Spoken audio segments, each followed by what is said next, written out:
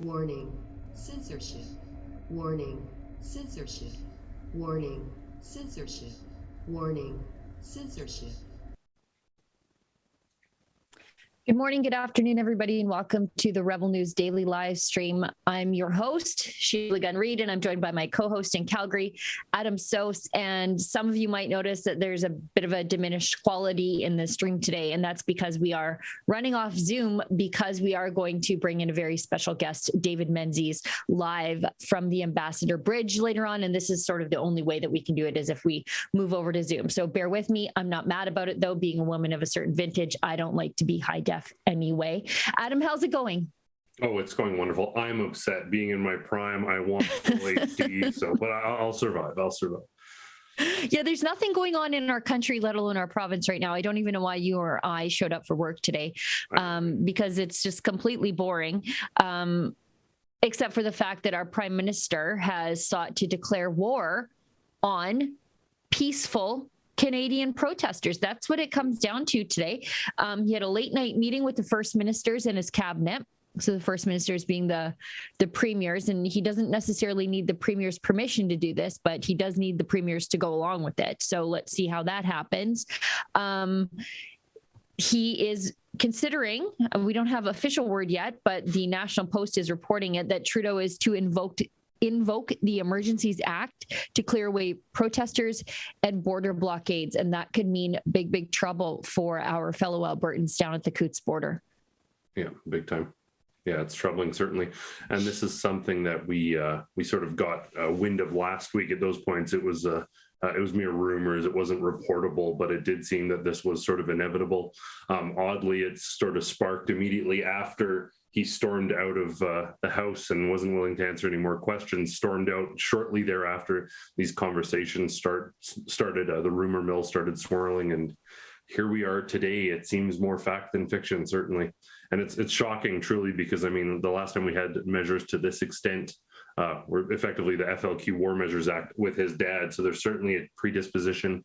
It's funny that nepotism is at play even in a purported democracy like Canada. So now we should tell everybody what we're doing before we get too far into the show. I just wanted to talk about that right off the hop. But this is the Rebel News Daily live stream. You should just be on Friday, hosted by Ezra Levant, and just streamed on YouTube.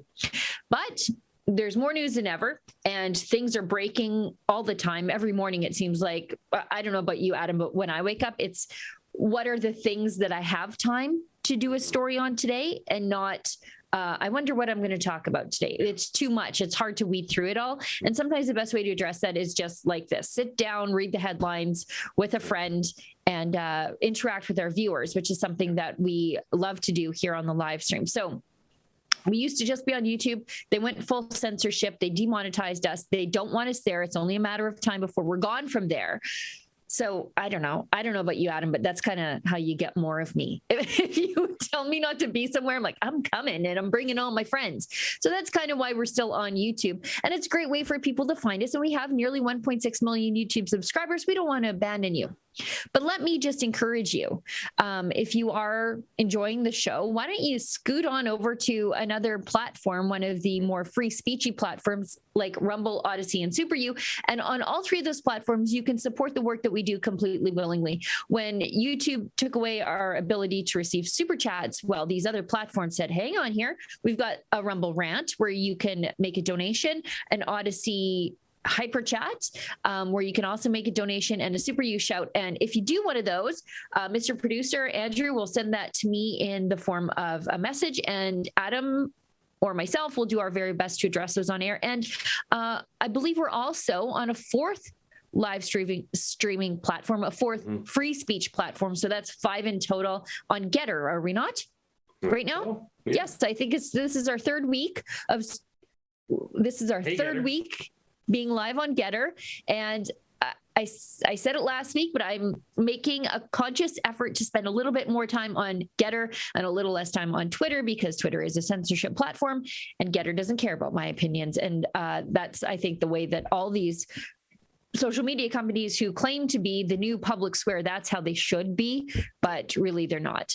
But we should get back to the War Measures Act, the Emergency Measures Act, as they say. Mm-hmm. The last time it was invoked, people were going around abducting people and murdering them. And so that the prime minister basically admitted that he lost control of the country at that point and needed to take extenuating circumstances to deal with that situation. This is not the case here. No. In 2022 Canada, Justin Trudeau has lost control of the country because people refuse to be controlled by him anymore because the means by which he's controlling them no longer make sense to them.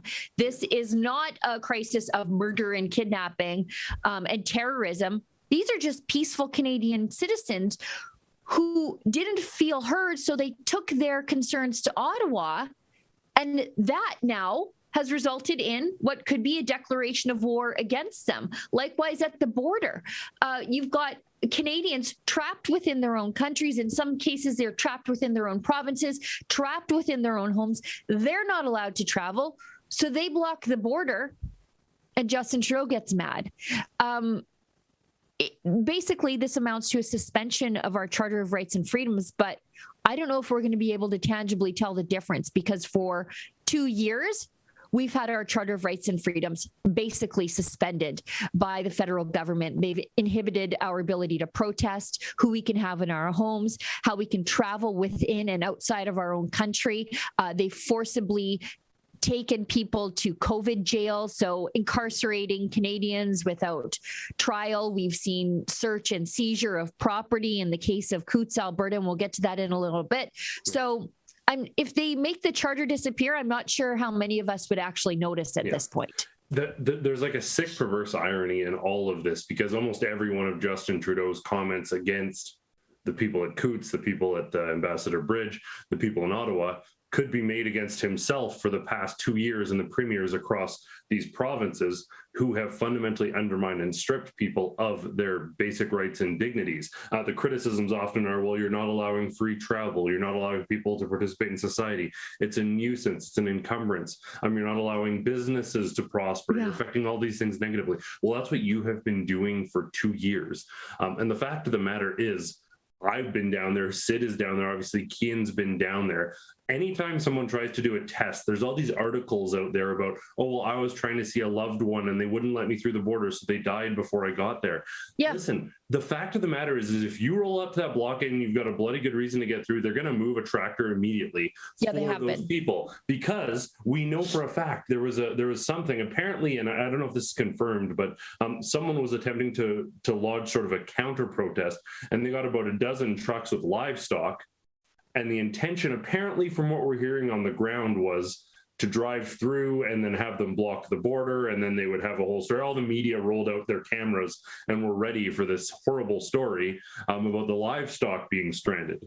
Of course, the RCMP was blocking the road, and the boys down in Coutts, the tractors, the farmers, they're like, we're not going to let livestock suffer. They immediately moved their vehicles. So these narratives are categorically false, and to criticize people based on what you yourself have been doing for 2 years is ridiculous. We're seeing, even now that there is actually seemingly some semblance of an opposition under Candice Bergen, that people are starting to criticize these actions, starting to say that there's an end to it. And Justin Trudeau keeps saying that he is willing to allow or look at any sort of methodology in order to put an end to this. Well, end your unconstitutional charter violating mandates, and this ends. That's it. Maybe resign while you're at it, but definitely end the mandates, because that's what these people are asking for. And it's funny, when I was talking to the truckers, and I was trying to really grasp what they were after, and I was talking to dozens of people. Ultimately, they want the Canadian government to obey the laws in Canada. Yeah, that is what the truckers are asking for. They're not asking for special treatment. They're not asking for the government to cave on some big front. The truckers' demand is quite simply obey the Canadian Charter, the measure by which all laws are tested. That's their ask, and that's not what Justin Trudeau has been doing. They aren't asking for anything unusual. They want to go back to January 2020. Yeah. That's what they want. They just want to go back to normal, not some crazy new normal, but the old normal where the government respected the law, and so did Canadian citizens. These people at these protests, they are not normally politically engaged. No. They're not lawbreakers. They're not protesters. They're not convoyers. They're moms, they're dads, they're normal people. to inspire an otherwise politically apolitical person to pack up their life and go to Ottawa for starting now 3 weeks. You've driven them to that. The government has driven them to that. And instead of saying, what have we done to drive so many of you to participate in this organic movement that is taking off across the country, but also across the world, as we've seen convoys even in Israel. Yeah. That they've inspired these normal people to do this, which is, I mean, look, it's a street party, but I mean, instead of the government saying, what have we done to mobilize this many people, they say, how do we stop the mobilization in the quickest, most forceful way possible? And it's as though, like, I don't know if it is this extent of ineptitude. I don't know how it's possible. And it permeates everything from local, provincial governments, purportedly conservative governments, all the way up to the federal government. But everything that they do is literally the opposite of what an intelligent person would do in that situation. You can go back to Pastor Artur Pawlowski, who is now, and we'll talk about this in a bit, but sitting in jail awaiting a bail hearing for, we'll talk about this, but everything they've done to Pastor Artur Pawlowski, that ongoing persecution, now what they're doing to these truckers, they're punching down, to use a term of the progressives, they are punching down time and time again and beating up on people, abusing their power,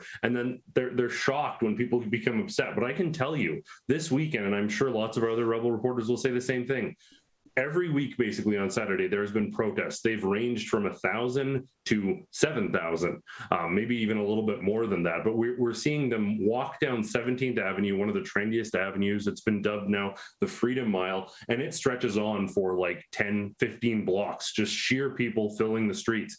And I can tell you, every past weekend up until these last 2 weekends, this last weekend particularly, the very trendy shops, the places that are still doing QR codes, even though they're not supposed to, the vibe from them has been swearing, it has been heckling, and it has been rude.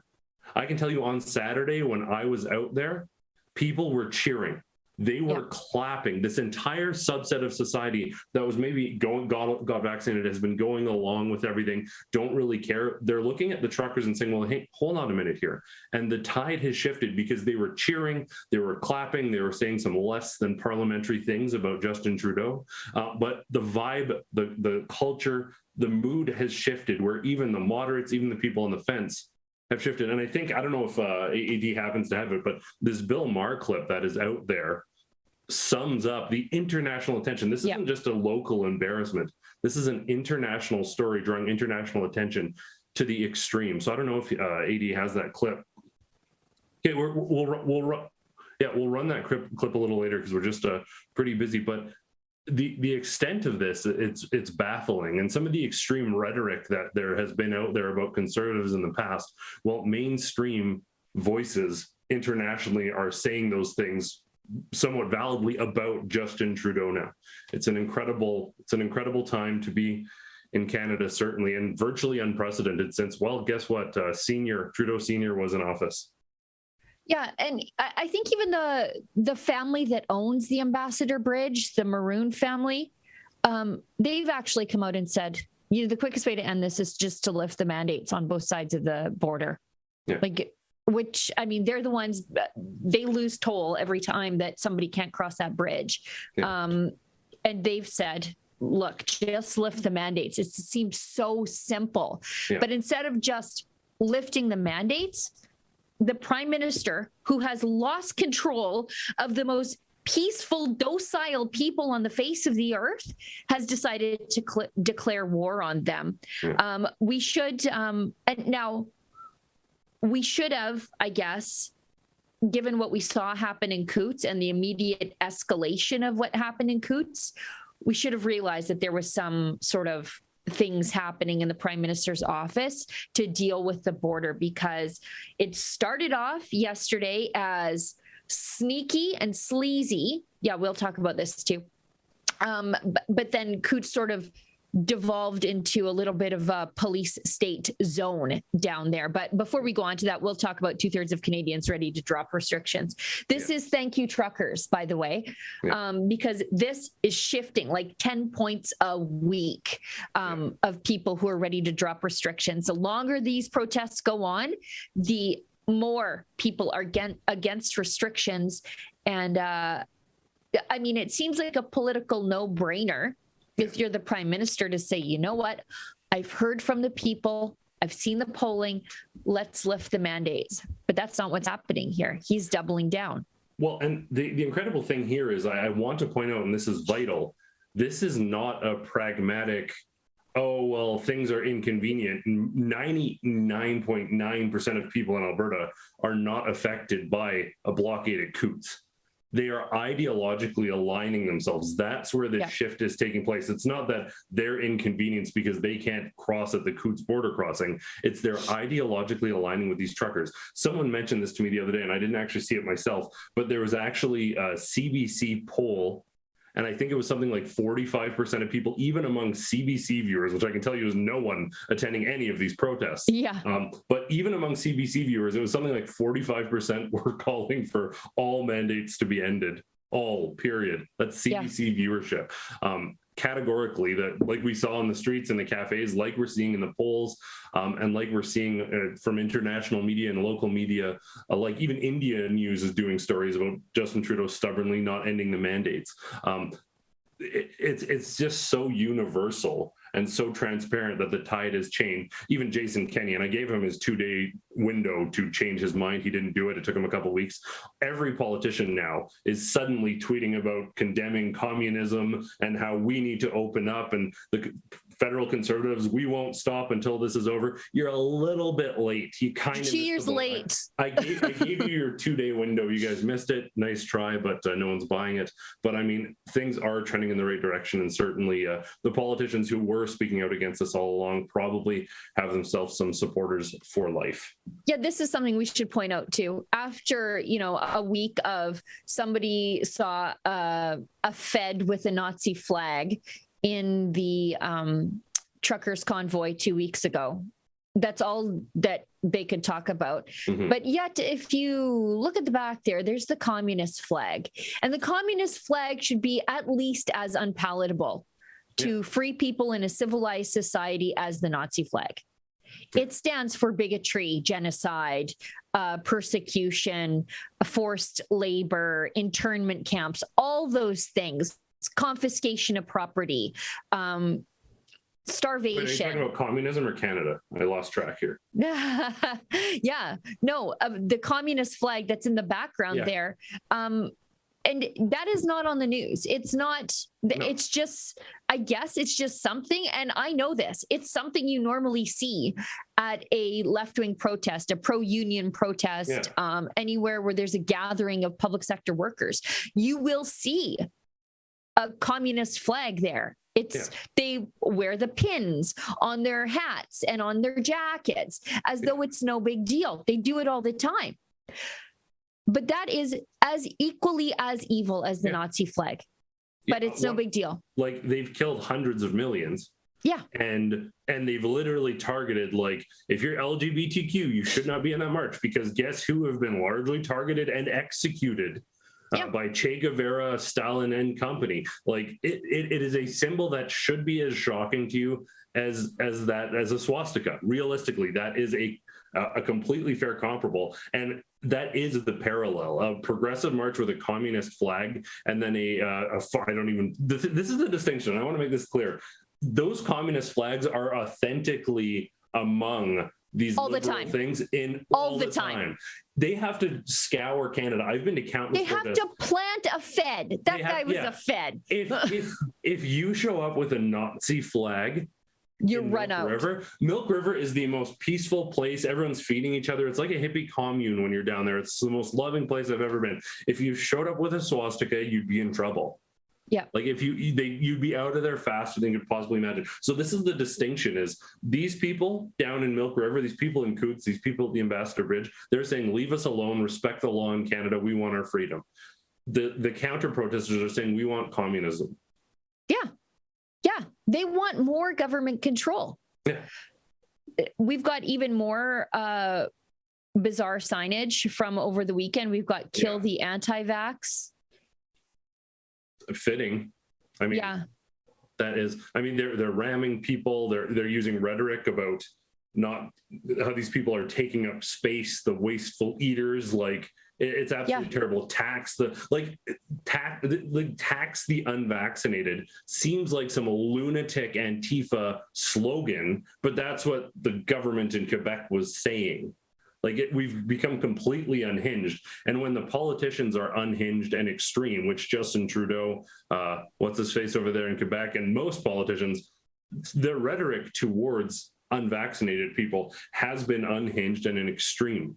Rachel Notley the other day was saying we need to end the lawlessness. And I think I've said this before, but I'll say it again. The lawlessness is what the government has been doing for 2 years. The lawlessness is violating the criminal code, is violating charter rights. Lawlessness, and by definition, like anti-legality, is when a credible organization like the Justice Center for Constitutional Freedoms or the Democracy Fund challenges and asks for health experts from the government to defend their positions in court, and they say, oh, I'm on vacation that week, I can't possibly make it. They can't be held accountable for 2 years while they're violating our freedoms. This isn't a 2-week, we're making an exception because of an exceptional circumstance. This has been 2 years of, well, we don't really have to answer your questions because we're unelected health bureaucrats. And that is troubling. Now, I think this is the time that we had scheduled to talk to David Menzies from the Ambassador Bridge, which I think is a good jumping off point, because we'll finish up with David and then we'll move on to Alberta news, because things are really getting heated down at Coots. At least they were last night. Mr. Producer's just giving David a call right now. So I guess it would have been on Saturday. Police started moving in on the protest at the Ambassador Bridge. And I think that was directly because Biden leaned on the Canadians. And I think that horrible, David, your head's on sideways. That horrible governor in Michigan did the same thing. Let's get David Menzies flipped around. Hey, how's that, Sheila? Hey, you're looking good, David. How's it going down there? It's a beautiful sunny day, by the way. Happy Valentine's Day to you. And Adam, am I allowed to say that these days? Or, and I already picked up my, here's why I love the dollar stores, as you know, Sheila. Picked up the Valentine's Day card for Lady Menzoid. Only $1, but on the back, it's pre-printed, $4.50. I make sure to circle that so she doesn't miss it, so she thinks I paid more than I actually did. What do you think about that? I bet you put some scratch and win lottery tickets in there for her too, you romantic guy. So tell us, what's the scene down there at the Ambassador Bridge? Do we still have protesters? What's the police presence like?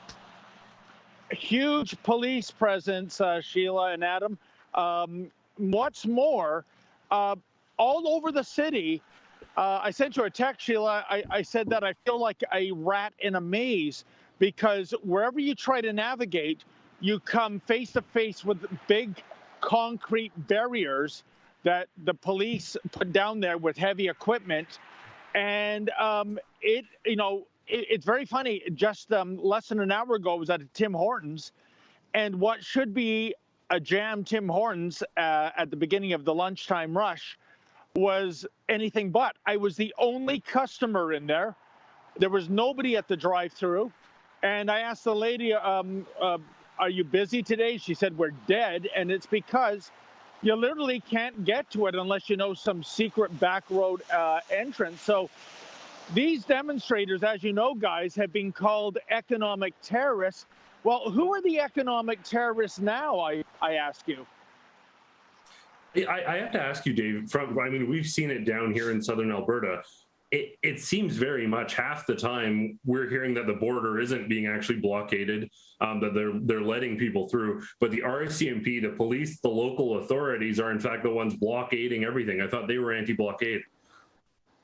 Yeah, it's very interesting, Adam. I think the reason for the blockades, in fact, I'm pretty sure of it, is to prevent any repeat blockade from occurring. Many of the demonstrators I spoke with over the weekend, they vowed to return. I'll tell you something, guys. That'll be a very tall order indeed. I couldn't even get across the street, not as a demonstrator, but just as a member of media to get a better view of the Ambassador Bridge. An OPP officer said I had to go to some command post and then get an escort. And it was like something out of Monty Python. I said, can you just let me cross the street? So this city is really clamped down. And it's a perverse irony, isn't it? The blockade got the attention of authorities because it was doing so much economic damage. I mean, in terms of magnitudes, it was a fraction of what we see going on in Ottawa today. But in terms of economic damage, depending on who you believe, the mayor of Windsor said $450 million a day not getting across the bridge in goods. The premier said on Friday it was $700 million. So we know it's in the hundreds of millions. That got the attention of the powers that be. That got the state of emergency declared, which when you think of it, is it really a state of emergency? I mean, you'd think there was a cholera outbreak or a hurricane or a volcano erupting, but no, it's affecting some powerful people in the money business. And that's why this was targeted more so than any of the other blockades or demonstrations, I think. David, Go ahead. Sorry, I was just going to say it's an interesting point you make because Justin Trudeau right now is seriously considering, and I'm sure that he will invoke the Emergency Measures Act, which replaced the War Measures Act, but in effect it does the same thing, and it's designed actually for times of like war or critical and urgent situations that endanger the lives, health, and safety of Canadians, such as natural disasters, disease outbreaks like cholera, like you just said, or civil unrest. But what we're seeing is not civil unrest. These are people who are protesting the government. And I think there's a very big difference between widespread civil unrest a la the Purge versus what the organized peaceful demonstrations we're seeing now. Oh, 100%, Sheila. As you said at the beginning of the show, we go back to 1970 when Papa Trudeau, Pierre Elliott, that is, was in charge. And that was the FLQ crisis. Now, you were dealing with a kidnapping. You were dealing with a murder. You were dealing with multiple bomb threats, so on and so forth. That's why the army was brought in. But that's not the case here. As much as Justin Trudeau and some in the mainstream media vilify these people as bigots, racists, haters, you name it, well, that is not the case. When you go out and talk to them, we're talking salt-of-the-earth Canadians. We're talking about people that have never been to a demonstration before. And unlike the left, you don't see these protesters for hire mobs come out. These are people, Canadians are very polite. But, you know, as the saying goes, you kick a dog hard enough and long enough, that dog is eventually going to bite back. And that's what we're seeing, an element of frustration in our great Dominion, and that is bringing people out. And my goodness, as you also said, Sheila, from New Zealand to Paris, this has sparked a movement. I mean, the Canadian flag seems to be a symbol now of who, of the anti-lockdown mandate. And so this is bigger than just what's happening in Canada. You know, I'm glad you say that, David, because, you know, we saw the American flag used as a symbol of freedom during the Hong Kong protests. And now the Canadian flag on a hockey stick has taken the place of that symbol as the working class resistance to these lockdowns. And this really, the invoking of the Emergency Measures Act is an admission that Justin Trudeau has completely failed, but that he also refuses to do the reasonable thing, because you can only invoke this thing if the emergency is of such a proportion that it exceeds the capacity or the authority of a province to deal with it. We're not there. There's a real easy way to deal with this. Lift the restrictions. But he would rather crack down on peaceful Canadians instead of do the one thing that could make this all go away. But that would be an admission that he was wrong. 100%. I love what you said there about that flag, because the thing we're hearing time and time again, you're probably hearing it on the ground too, is people saying they're finally proud to be Canadian again. I've had like a dozen people with tear-filled eyes saying that. It's interesting though, Dave, because you mentioned like the criteria and the threshold for this Emergencies Act. It's almost as though there's dozens of churches being vandalized and burnt across the country. Why is it when you can see mass looting, you can see protests, you can see everything else under the sun, you can literally see dozens of churches burned, 60 vandalized plus in total. There's no measure of concern or care about this. Are they reacting to these truckers so militantly because they're being more effective than any other movement possibly in Canadian history to rally the nation? Oh, 100%. You know, Justin Trudeau has been humiliated. He never reached out and had a discussion with anybody. Rather, he vilified and demonized them. He called them the fringe element. Well, guys, you might be aware of that Maru public opinion poll that came out a couple of days ago, that based on Justin Trudeau's behavior of the last 2 weeks, his approval is now at 16%. In other words, if there was an election today, only 16% of Canadians would support him or vote for him. Wow, talk about a fringe element. I mean, Justin Trudeau, please look in the mirror. And you're right, Adam. One of the most overlooked, underreported stories of 2021 was the arson and vandalism of churches across our Dominion. Politicians of every political stripe and every level avoided that like Superman avoids kryptonite. It was embarrassing. I also go back, guys, 2 years ago, we had rail blockades, and that went on for weeks and weeks and weeks. It cost the Canadian economy billions and billions and billions of dollars. And there was no vilification of those demonstrators by the government or the mainstream media. There was no sense of urgency. Okay, you had your 48-hour news cycle time, and now get off the tracks. No. I mean, eventually it was shut down, but it went on for several weeks. And yet here, as soon as these trucker convoy demonstrations happen, there is the vilification and an urgent timeline to remove them. And I'll tell you, we're talking truckers. I mean, I love the truckers. As Tucker Carlson said a week and a half ago, and I thought it was so profound, if you are alive today, thank a trucker. That's why groceries are at the supermarket. That's why medicine is at the pharmacy, and so much, much more. And the idea of some people walking by these big rigs in Ottawa and pelting them with eggs, the irony is kind of incredible. How do those nut bars think the eggs got on the shelves in the first place? You know what, David, I think a lot of it is jealousy. A lot of people who fancy themselves to be human rights activists are just not. They want to be in the class of human rights activists, but they really aren't. The most successful human rights movement in a generation was born in the cab of a tractor and in the cab of a truck. And that's the truth. And these are the people who are constantly maligned as Nazis, bigots, backwoods, uneducated. But at the end of the day, they are the people who are standing up for the freedom of everybody else, even their enemies.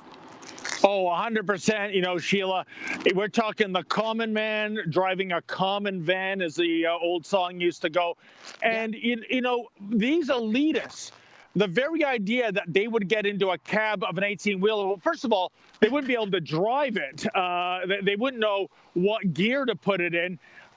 These truckers, not only, like I said before, quoting Tucker Carlson, thank a trucker if you are alive today, the hours and hours they put on the road, the hard work. And you know what? Sometimes the returns aren't all that great. It's hard to make a living. The humiliation that they have to endure when they, we've done stories about this, when they drop off a load somewhere and ask to use the restroom. and the people they're delivering to. Sorry, truckers are persona non grata here. Try the Tim Hortons. That is disgusting and disgraceful. But again, the elites, they look down on blue collar people, and there is absolutely nothing to look down upon these people. You know, I read a book about 10 years ago. It was called Blue Collar and Proud of It. And the author, a high school dropout, was talking about how he started his own landscaping business in Massachusetts, and it grew from a one-man operation to $2 million in revenue per year. And, you know, as the saying goes, guys, the work may be dirty, but the money's clean. But all these elitists, all these, you know, downtown Starbucks people walking around with their lattes, they wouldn't dream of going to a blue collar profession. And the joke's on them. That's where the jobs are. That's where some really good paying jobs are. And yet they're going to, I don't know, University for Gender Studies, where the only job available to them is to teach gender studies. Yeah. This had to be working class from the get-go. The other incredible thing too that I've noticed is the folks like ourselves doing real journalism. Very many of us have blue collar working roots. Sheila, myself, Sid, who's been absolutely killing this story. He was a roofer. Like it had to come from the real people who are suffering, because the fact of the matter is we'll outwork these people. We as journalists will tell the story. When we're covering a story, mainstream media rolls up for 5-10 minutes, gets a shot and leaves. I'm there for 16 hours if I need to be. I sleep 4 hours and I'm back. Same thing with these truckers. They're not getting paid, but they'll outwork the government. One trucker can take on workload-wise as much as any of these bureaucrats and their teams can do. So had to be working class. Yeah, David, I wanted to go back to something you said, because I thought it was very profound, and that's kind of rare for you. So I just want to point it out. Hey, it's Valentine's Day. Give me a little love. I'm teasing. But you did note that, you know, when it started to hurt, GM, Toyota, Dodge, that's when the government all of a sudden became anti-lockdown activists, and they were willing to move heaven and earth to get the economy back going. But when it was mom and pop shops, florists, small restaurants, little pubs, they didn't care. They could keep you locked down for 2 years. They didn't care what happened to your business. But when their big rich friends like Toyota and GM started to hurt, and when you know, Walmart, supply chains were affected, that's when they had to act. It only lasted 6 days. And it's also Alberta Oil. Like, it's only Eastern Industries. Yeah. 100%. Well, of course, if you're Walmart, what you do is you hire Melissa Lantsman, who's now the member of Parliament for Thornhill. No. I'm just, as a matter of record, she was a lobbyist for them. So there you go. And also, that's the biggest lie of all these last 2 years, isn't it, Sheila, that we're all in this together. Look at Premier Ford's family business, Deco Labels. I understand business has never been better at Deco Labels. I don't think it's closed a single day. They're printing all those, you know, directional arrows and whatnot, so that when we're walking in the supermarket, we don't have a head-on collision and pass our COVID cooties on to one another. So COVID-19 has been very, very good for the Ford family business. And yet he's the guy who on Friday said if you don't leave when asked to by the cops, you're going to face a fine of $100,000 up to, and perhaps even a year in jail. This is staggering. And I think literally since 2019, I read this the other day, I don't know if this is confirmed, but I believe the Ford family net worth since 2019 has gone up 15 times, and it's largely in relation to this printing business. Well, Adam, I did try to confirm that. It's a private company. It's not publicly traded. So, you know, those might just be unfounded rumors. However, I did, because, you know, like Sheila, like yourself, Adam, Sid, everybody else on the team, we always go out to seek the other side of the story. Last year, I went to Deco Labels in Etobicoke and went up to the door, which was locked. And what do? they called the police on me. And once upon a time, 2017, Doug Ford himself, when he was running for mayor, was pitching a Rebel News show, a weekly show called Ford Nation. It's gone from that to calling the police just when you knock on the door of a business to get their side of the story. Isn't that amazing? David, you know what's amazing? That you escaped the weekend without getting arrested. That was my biggest stress on Friday night. I contacted your videographer and said, please get David's lawyer's information and his wife's information before you guys go out on location.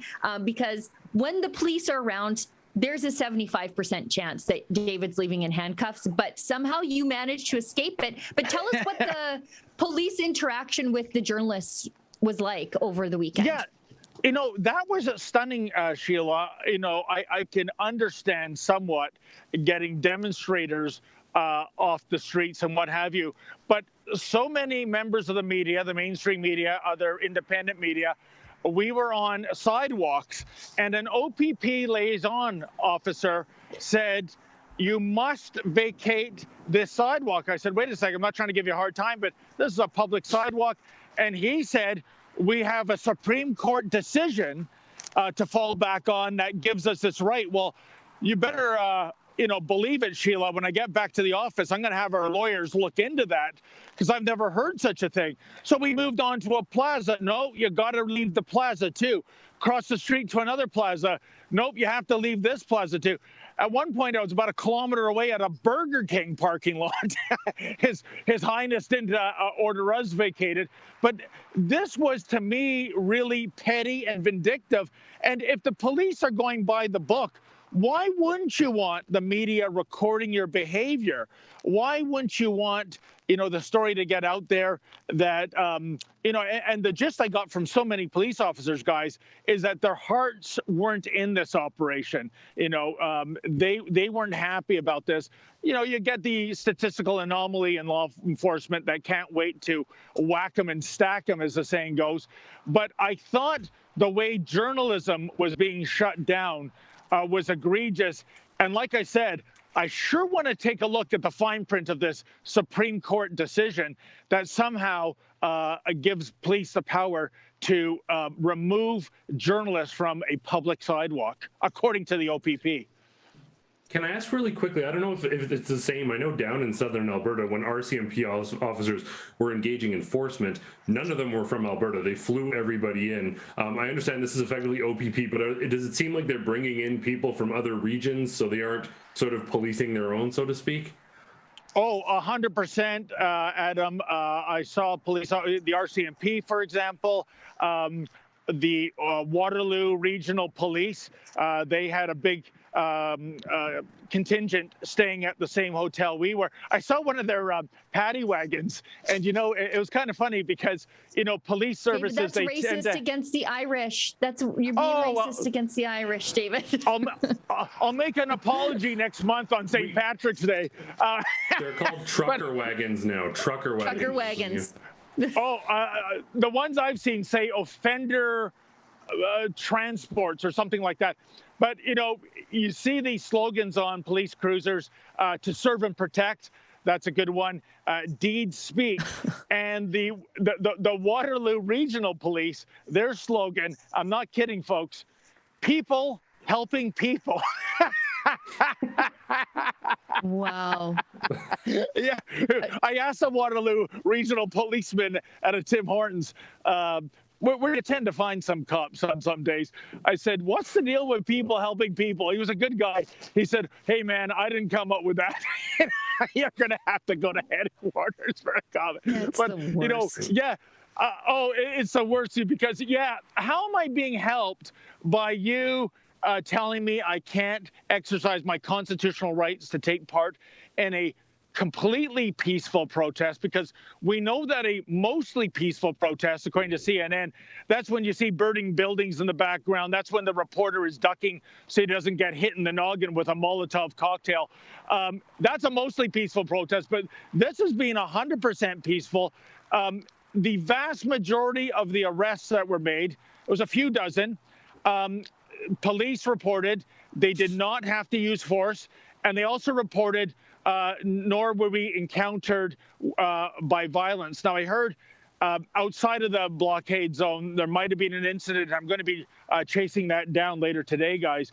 But so even when they were getting vehicles towed, even when they were being arrested with potentially serious consequences, I mean, as Premier Ford said, up to 100 grand in a year in jail, there were no protesters throwing haymakers, much to the chagrin, I would suggest, of members of the mainstream media, because they would love to capture that on video. You bet. David, before we let you go, because you're in the middle of a story right there, what do you see there? Are there any protesters there, or have they all been chased off by the cops? Oh, no, it's completely over, Sheila. And in fact, going back to what I said at the beginning with these giant concrete barriers, if you can't get a vehicle here through the various side streets. They're all blocked off. Big police presence. And if you're a pedestrian, forget it. The police are everywhere along the ramps of the bridge. Even myself, I'm not a demonstrator. I tried to cross the street. I was forbidden unless I get a police escort. So like I said, it'll be a tall order indeed for this protest to resume itself. Now, on the other hand, how long are they going to leave these blockades in place? Because it is creating havoc for businesses. And how long are these police cruisers going to be just idling their engines and looking for pedestrian protesters? But as of right now, it is 100% over. The bridge traffic, as you can see behind me, is moving along.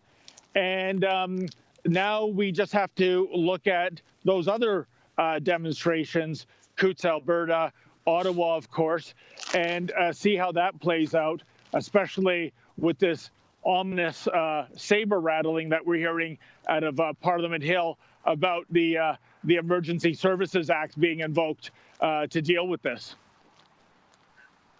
Well, David, you stay safe out there. Don't get any tickets for illegal pedestrianism too close to a national border crossing. I guess that's what's happening in Windsor these days.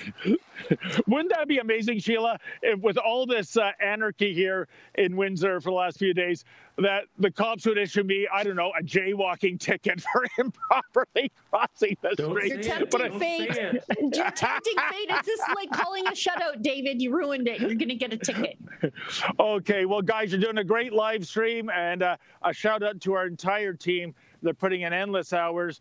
Sid's piece about the RCMP vandalizing privately owned vehicles on private property. That is despicable. I think that's the worst of the worst in terms of a law enforcement angle for these demonstrations. Well, and we'll see where things are headed with Ottawa. So thank you very much for having me on, guys. Thanks, David. We'll talk soon. Speaking of terrible law enforcement, speaking of just absolutely abysmal law enforcement, we actually have two stories that absolutely beggar belief. They are heartbreaking, and I think we will go right away to Sid's story that he broke. For those unfamiliar with the story, there was a number of excavators lined along the side of the road, and the RCMP effectively asked that they be moved away, suggesting that they might be used with the blockade or whatever. So these excavators were owned by people involved in the protest, but just to be clear, they weren't in any way, shape, or form being used. They're separate property. So on private land, away from all of this. So this is the equivalent of like one of the protesters had a summer spot in Kelowna, and the RCMP went and raided it. So the RCMP actually asked them to move it so it's out of sight, and then once out of sight, and Sid broke this incredible story, and if anyone's doubting it, there's RCMP confirmation in the audio. I see people on Twitter saying this is fake. It's the RCMP confirms they did this. So they had them move these excavators, and then they sabotaged them as though a thought crime. I guess there's a Minority Report RCMP station.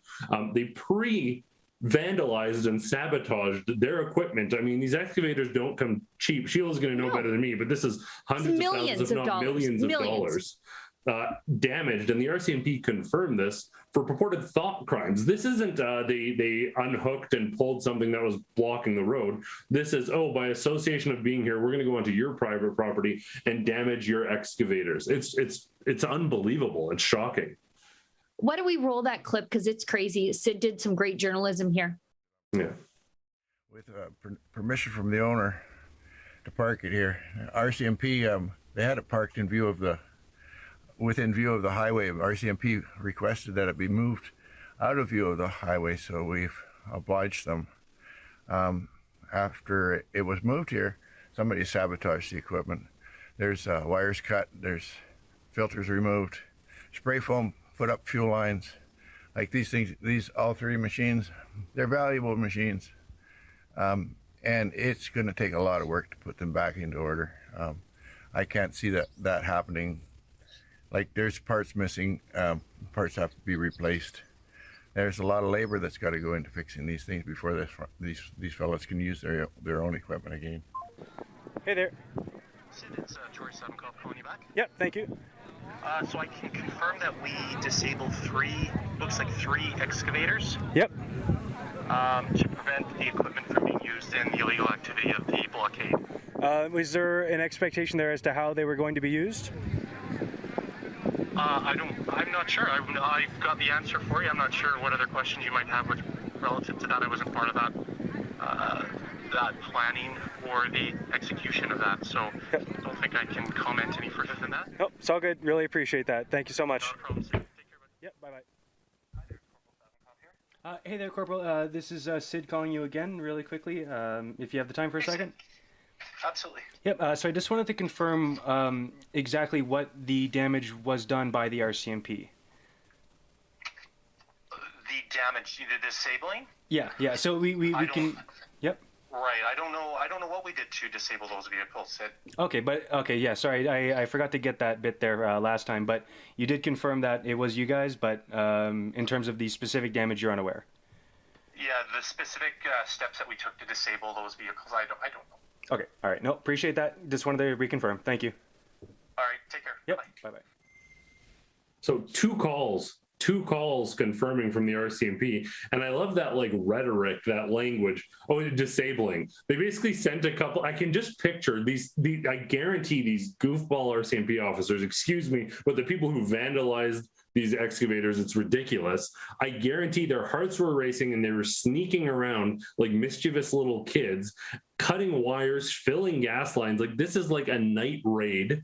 It's absolutely ridiculous. And it's like the government and RCMP is going to pay for that. They absolutely have to. Chad Williamson, I believe, is on the case, but it's absolutely absurd. Like this is like you're involved in a protest and they come to your house and take apart your whatever because they predict that you're going to use it in relation to the protest. It's absolutely mind-boggling. Furthermore, as we saw there, the gentleman said that they complied and moved it. They were trying to be helpful and comply with the RCMP and move it. And then the RCMP used the fact it was out of sight to vandalize it. I agree 100% wholeheartedly with Rachel Notley. You're not going to hear me say that too often, but the lawlessness has to stop now. The RCMP, if you're the RCMP officer who did this, you immediately should have gone to the media. There's no excuse. It's absolutely unacceptable. You had to go to the media or to a commanding officer and say, this is illegal. We cannot do this. And the fact that you did that, you're absolutely going to be held accountable for vandalism. I don't know how they thought that this was an okay thing to do. You can't. We are just sorting through the information as it comes in. We have confirmation, obviously, that the RCMP did this. Did they go and get one of those ex parte warrants to do this?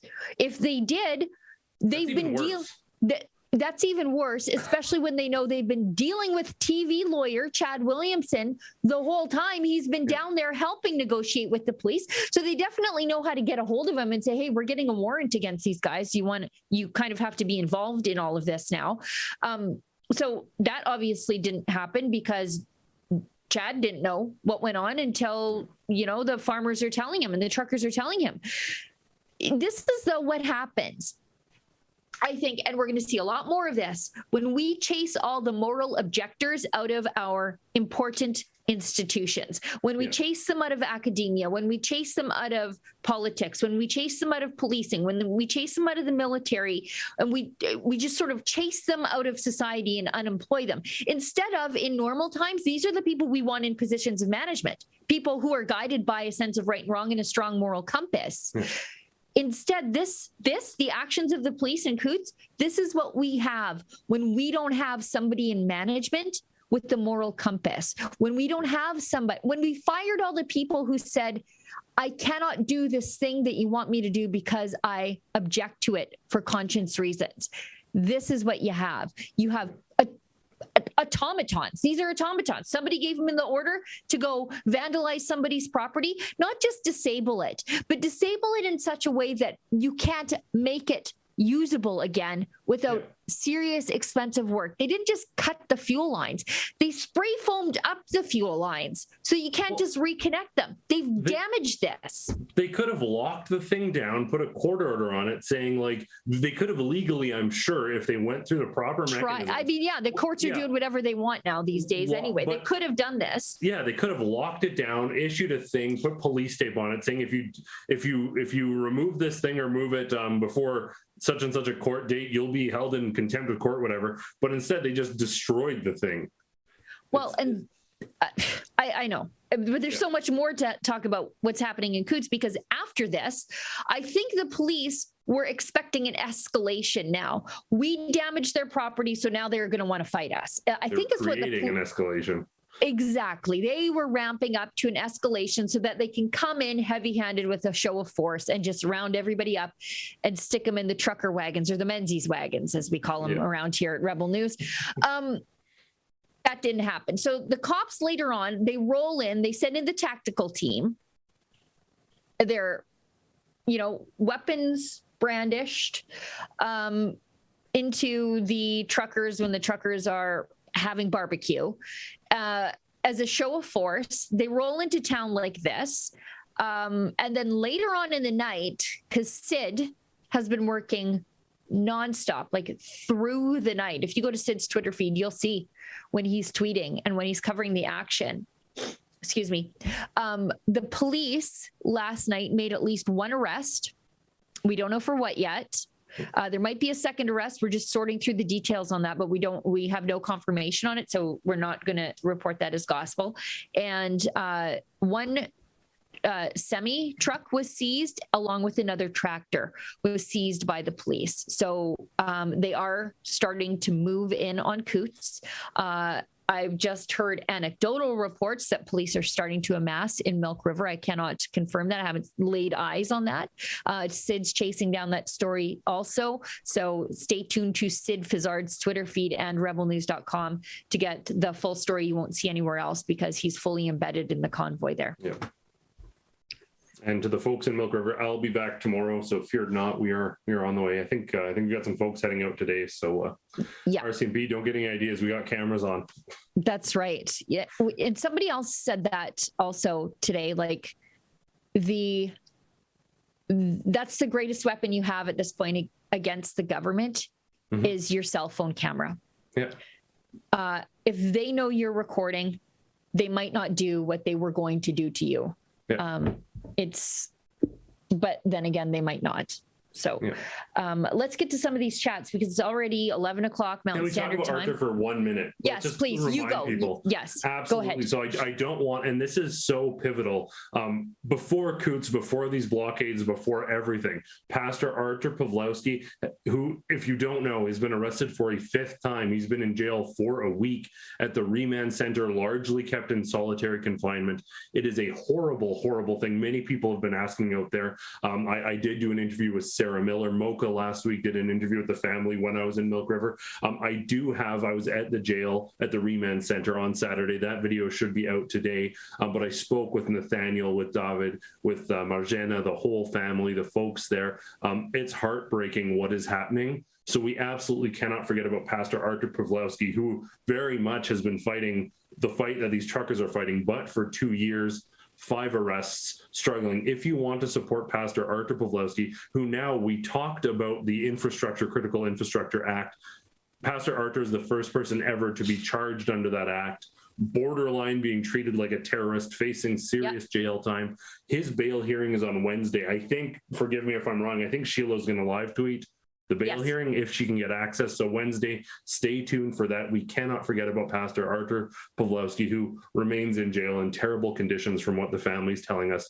If you want to help his legal efforts, go to saveartur.com. Keep an eye out today. A video will be out with the family from the Calgary Remand Center, and we're going to continue to follow that story. But don't, in all of this, forget about Pastor Artur Pawlowski. Yeah, another high-profile takedown, and his crime this time was offering a speech of hope to the truckers. Yeah. That they're trying to say that he's an organizer and blame the whole thing on him. What the RCMP did does not shock me at all with these excavators, based on the way that police have treated Pastor Artur Pawlowski. This is a man, and he understands. He'll say this. Some people think he's brash. Some people don't like him. I can assure you that is part of his that's a taste issue. That's not a law issue. And part of his preaching persona is this loud sort of powerful Martin Luther King style speaking. In person, he's very mellow. Sheila knows this. I know this. Sweet man. He's funny. He's so funny. He's such a funny guy. And for everything that his family's been through, ultimately, I understand per the court orders, there's some suggestions that he was violating the court orders. Ultimately, I think he was adhering to his charter rights and the court's out of line, but Sarah Miller will sort that out in court. But ultimately, what he has done is preached, opened his church to everybody, and fed homeless people without compromise. There he is down in Coots, or Milk River, Coots, I think. That's what he has done. And that's why he's being held in jail indefinitely pending a bail hearing. He fed the homeless, he opened his church, and he attended some peaceful protests. And that's not me spinning it. That is what he did, plain and simple. So saveartur.com, keep Sarah Miller and the team that is working on behalf of Pastor Artur Pawlowski working, because this is unbelievable. Yeah, the man is suffering behind bars for opening his church and feeding the poor. But yes, let's get to some of these chats here. Yeah, we engaged Chad Haggerty on that to help Sarah Miller, because it's just an enormous problem. It's my understanding that Pastor Art, he didn't go in a tractor. Didn't go in a truck. He just went to Smugglers. That's sort of like trucker HQ down there. It's a little pub, and talked to the truckers. Yeah, and then left. He wasn't there for a night. I think he was just there for a day. And they arrested him when he was leaving to go again. He was going to go down there again, and they arrested him, snagged him as he was going out the door. Where's Amnesty International, by the way? Yeah. Where's some of the other religious leaders? Before we move on, we should mention Ontario's reopening, because apparently they're moving into the next phase of reopening on February 17th. So with key public health and health system indicators continuing to improve, but freedom ones continuing to decline, the Ontario government, in consultation with the chief necromancer, is cautiously and gradually easing public health measures sooner. Yeah, this is all Doug Ford, and definitely not the truckers. No. We're calling it the trucker phase of reopening. Yeah, with measures being eased on February 17th. So what are the easing? They're increasing social gathering limits to 50 people indoors and 100 people outdoors. Increased organized public event limits to 50 people indoors with no limit outdoors. Removing capacity limits for the following indoor public settings where proof of vaccination is required, but not limited to: restaurants, bars, movie theaters, event spaces, casinos, bingo halls. They're keeping the Vax Pass, that sounds like to me. Can we just read the line about bathhouses and sex clubs? What on earth?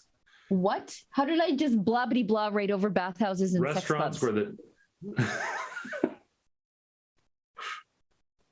I don't see it, Adam. Okay. Sorry, your phrase, indoor capacity limits to 25% at the remaining higher risk settings. Okay, so these places were open to prevent. Don't worry, they're increasing the capacity at bathhouses and sex clubs, guys. In case you were worried about why doesn't the RCMP raid those places? They're too busy raiding churches. They're raiding churches, but the sex clubs are open. Oh my God. We're in Sodom and Gomorrah, aren't we? Yeah. If I turn around, I'm Yeah. going to turn to salt. If I turn Yeah. around and look at Don't Toronto, I'm just going to turn to salt. If I can find even one person, They closed the gyms because of disease spread, but kept the sex clubs open because no disease spread. Aren't we in like a gonorrhea outbreak or chlamydia or something? We're always in some kind of chlamydia outbreak in Alberta, especially around stampede time. Keep it in your pants, people. Anyway, this is so they've opened the sex clubs up to more capacity. That's great. Allowing 50% for freedom. I guess. Anyway, increasing indoor capacity limits to 25% in high-risk settings. Okay, we went through that one. Increasing capacity limits for indoor weddings, funerals, religious services, rites, or ceremonies to the number of people who can maintain 2 meters physical distance. Even at weddings? Okay, so at a church, you need to maintain 2 meters distance, but sex clubs have increased capacity. So on March 1st, Ontario will lift proof of vaccination requirements for all settings at this time. However, businesses and other settings may choose to continue to require proof of vaccination.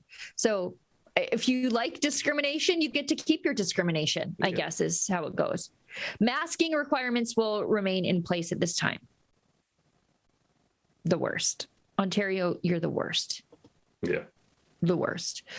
Okay, now after that disappointing news, but good news if you are a swinger, let's go into the chats. Don't send me messages, swingers. Just live your life. Just live your life, swingers. I don't care.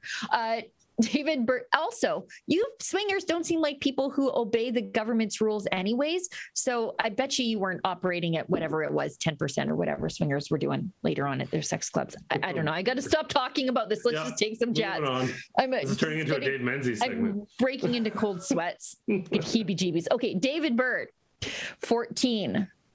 Gives us $20. Police say no to Trudeau. The army say no to Trudeau. Families say no to Trudeau.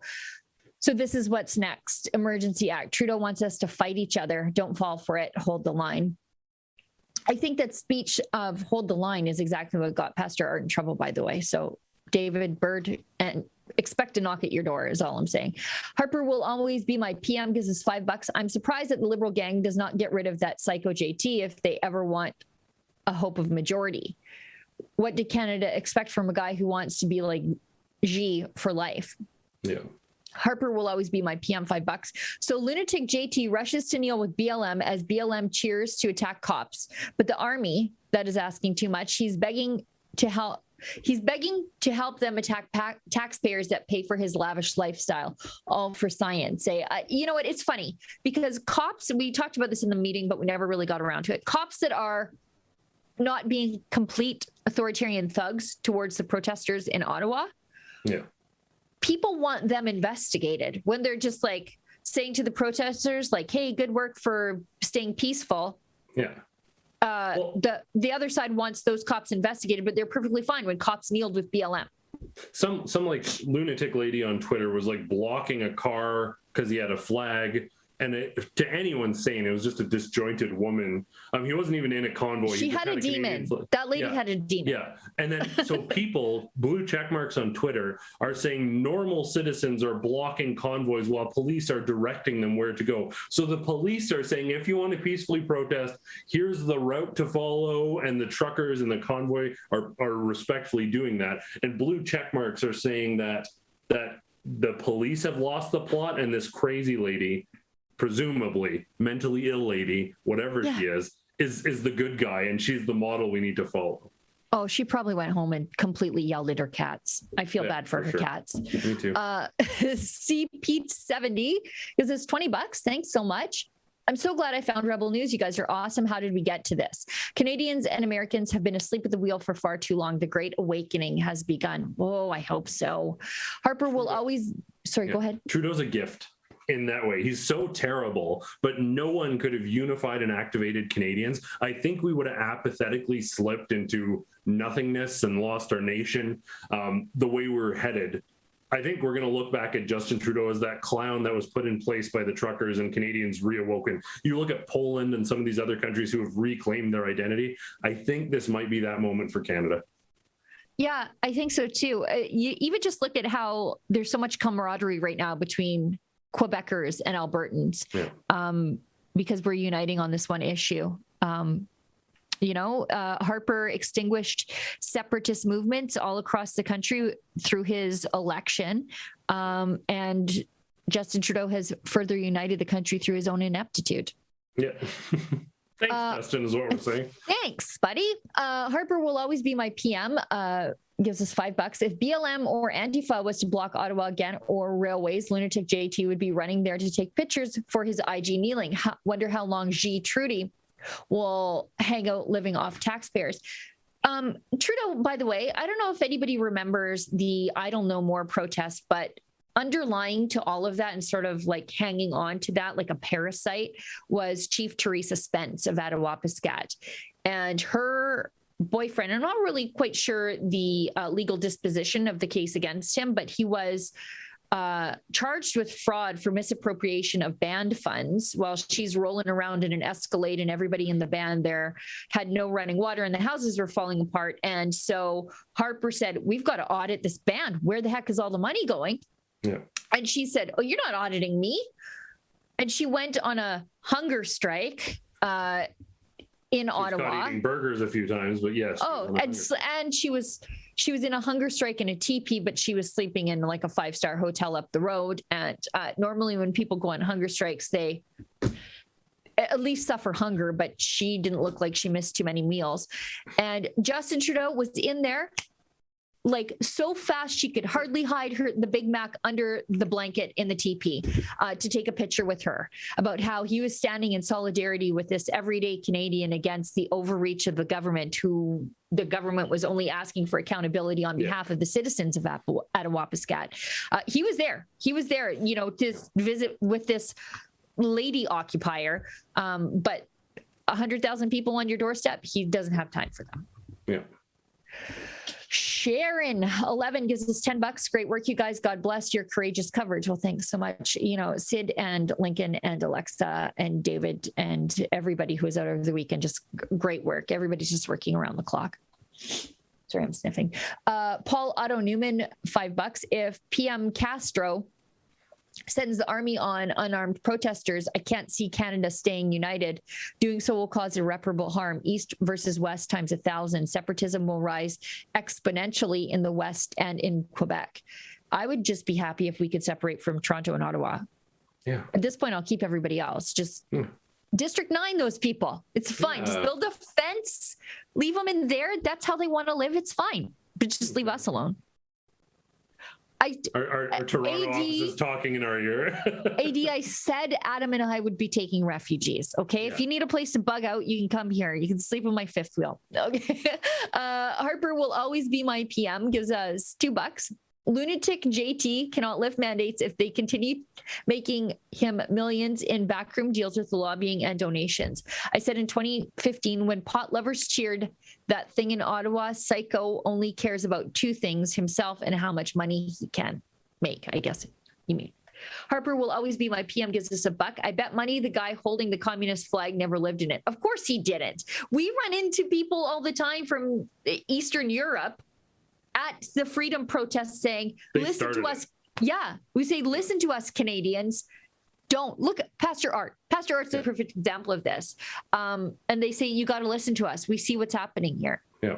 Also, Chinese Canadians in the Lower Mainland. Yeah. They're the loudest ones who are saying, there's a genocide happening in China. Please listen to us. The people who started the warning call, the people who lived on the margins in other countries and came here for freedom, were the first people not politically active here because they came here to get away from that. But they were the first people to say, we've seen this before. This is what happens. And unfortunately, not enough people listened soon enough, but they're certainly listening now. Yeah. Becca Henderson gives us $1, says she saw someone holding a sign saying gas the unvaccinated with a Nazi symbol on it. Where's the outrage? Who are the neo-Nazis? Yeah. C Broad Arrow, $5. When a peaceful protest is threatened with state violence by seizing property and losing your license to earn a living, we no longer live in a free democratic country. Yeah, I think Doug Ford this morning, he announced that there's a potential for commercial driver's licenses to be pulled from people who are participating in the protests, in the convoys. So this is blackmail. Really, this is the same thing people are there protesting against. They're saying, I don't want to take your vaccine to do my job, or I don't want to tell you if I took a vaccine to do my job. And so they feel like they're being denied the ability to make a living. And so what does Doug Ford do in response?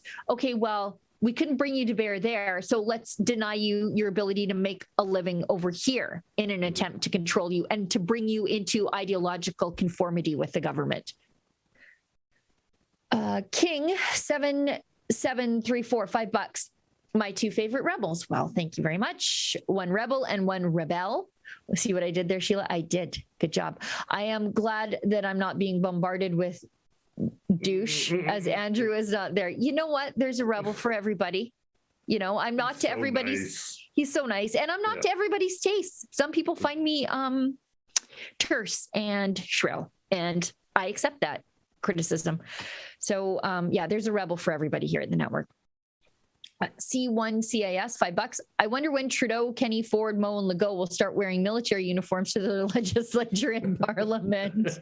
Kenny should grow a tiny little mustache under his nose. It's so becoming. It's anyway. Harper will always be my PM, $1. I would love to know if that socialist Ford actually shares Deco's millions with Renata and Rob's kids. I personally highly doubt, as he shares old Rob's house was sold. I don't know. I don't know. I just know that his business was essential, but so many other people's weren't. Yeah. Bill CF7, $1. Sheila, did you see the video of the mainstream media laughing at who will be the next flag waver to be flattened by police? I sent you a video yesterday. Thanks, Rebel. I don't always see everything that gets sent to me because it's a lot. It's a lot, but I will take a look. Harper will always be my PM, gives us $1. If only those lazy OPP clowns did actual police work, they could actually catch criminals or rescue kids being trafficked across Ontario right now. Sanico gives us $5. The arrest the RCMP made wasn't even the person they were looking for, and the RCMP admitted it on camera. As I know the guy who was arrested, I watched the video. Bill CF7, $1. 3 Canadian Special Forces members are being investigated for helping remove fences around the War Memorial in Ottawa, according to CBC. I did see that. How take down the fences for the memorial that is dedicated to them? Yeah. It's ridiculous. And often you'll see the military standing with the people against the police. Historically speaking, there is a precedent for that. And we did see the veterans lining up in front of truckers and sort of taking that stand. So hopefully there's some more of that. Veterans who fought for freedom. I also saw on Facebook, there's a Facebook account dedicated to just outing people with stolen valor. And the left, I guess, had been sending them like a ton of pictures of the veterans that were there saying, oh, can you tell us if these are real veterans? Like based on their medals and stuff. That's usually how they do their little forensic examination. Like, how did you get that medal? Yeah. You can't have that medal and that medal because you couldn't have been in those places at that time, kind of thing. And they said it looks to them like every single one of those, at least that were photographed, were actual veterans. Yeah. So, but I mean, I love how the left all of a sudden cares about the War Memorial when they're the ones that are like, cancel Remembrance Day. It's a sign of imperialism. Pick a lane. Just pick a lane and stay in it. Yeah.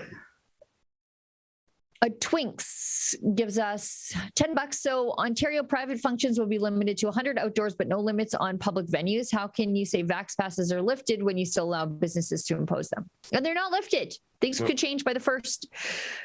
Harper will always be my PM, gives us $1. Calgary lazy cops should take courage. They do not have off car motto and stick coffee getter on it. More fitting for them.